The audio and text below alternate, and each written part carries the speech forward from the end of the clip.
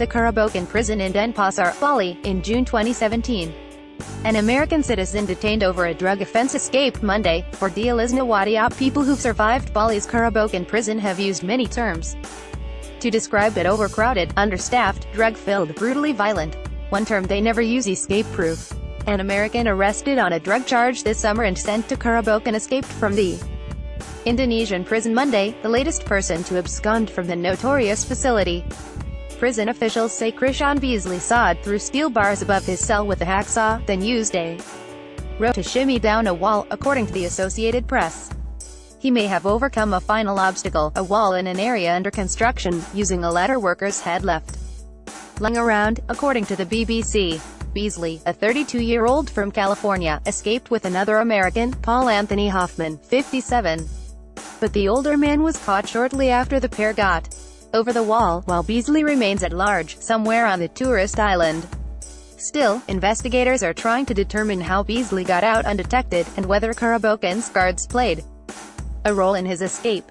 Beasley had been in the prison for 4 months, serving time for being caught with a package that had 5.7 grams of hashish, according to Reuters. His arrest is part of the Indonesian government's crackdown on drug trafficking, which has sparked fears that the world's fourth most populous nation is taking cues from Philippine President Rodrigo Duterte's violent drug war, marked by allegations of extrajudicial killings and human rights abuses, as the Washington Post reported in August.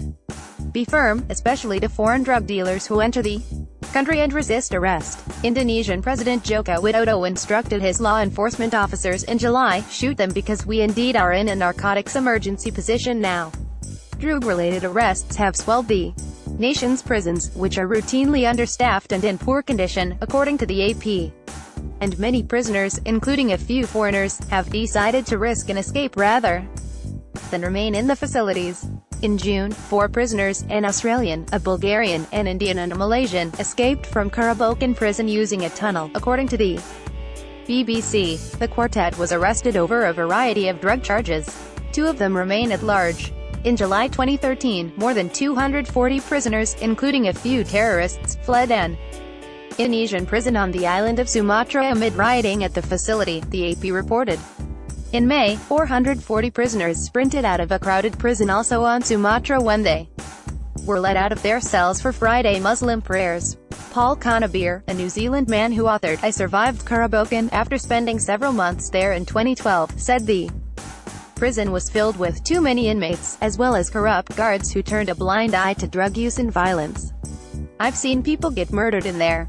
I've seen people get bashed. I've seen drug overdoses. One guy died in my arms from sickness," Kanabir said, as reported by the Daily Mail. "One of the things that really upsets me about it is that you get the death penalty for drugs and yet the place is full of drugs." Read more: A serial killer's chilling message. There are more victims. Giant pythons keep attacking people in Indonesia, and humans might be to blame. A violent psychopath escaped in Hawaii and flew to California, then got caught after hailing a cab. Russian cannibal couple may have drugged, killed and eaten as many as 30 people, police say.